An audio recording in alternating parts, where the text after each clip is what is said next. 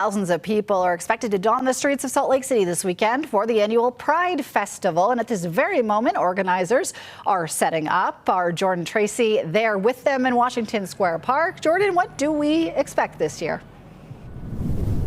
Well, Lindsay, as you said, thousands of people are going to be coming out this weekend for the Pride Festival. We're here with the Executive Director of Utah Pride Center, Chad Call. Chad, thank you so much for taking the time out of your busy schedule here as you set up. So all the vendors getting ready, the excitement's building. How excited are you to finally get things started here this weekend? We're excited. We plan Pride all year long. We literally start the day after Pride, and so we've been working on this since last year's Pride, and it's all starting to come together. We're really excited to open tomorrow. So Radical Love 25, the theme this year. Kind of take us behind the meaning of Radical Love. Yeah, you know, we're in a unique situation in Utah. We live in a state that's can be kind of polarizing sometimes, and this year we just felt like there was a real need to bring our community together in some kind of a radical fashion, if you will, some kind of an extreme fashion, and of course it's Pride, so we're always going to celebrate love.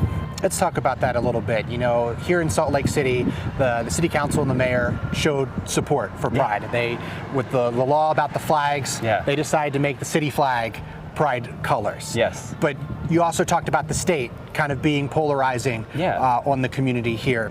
How do you navigate that as a Pride Center year round, and then now for a big event like Pride? Sure. It definitely brings its challenges, for sure. We're headquartered here in Salt Lake. This is our home. We are so grateful for the leadership in Salt Lake City and for their allyship. At the same time, there's an incredible juxtaposition that we live inside of. Our state leads the country right now in anti-LGBTQ legislation, and we're really grateful to have the leadership in Salt Lake. It extends far beyond the boundaries of Salt Lake for things just like this. Our flag raising ceremony was able to happen this year because of some creative thinking on behalf of the leaders here in Salt Lake. But it is challenging. It's probably what makes things like Utah Pride so important, is providing that support to members of our community, not just here in Salt Lake, but to the entire state of Utah.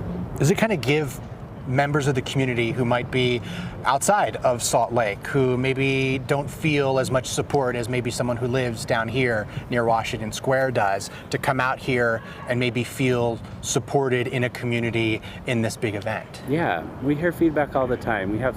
I know we have a whole group of people coming up from St. George this weekend. We've got people coming down from Logan. We even have people coming from Idaho that come in for Utah Pride.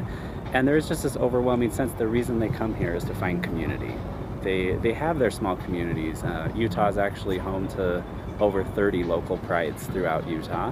But there's something meaningful about this statewide celebration that really brings our community together. You talk about the year-long planning. How are you feeling right now? You talked a little bit about being delirious. Oh yeah, we don't sleep much this week, but it's at this point, we're along for the ride just as much as everyone else is. So you're looking forward to get things going? Absolutely. It's going to be a really fun weekend. Well, Chad, I appreciate you taking the time. Chad's actually going to rejoin us at 4:30 to talk a little bit more about the festivities, what you can expect, especially the parade on Sunday, which is obviously the main event. It's my favorite event. That's your favorite event. We'll talk about that coming up at 4:30. For now, I'll send it back to you, Lindsay. Jordan, we appreciate all the information.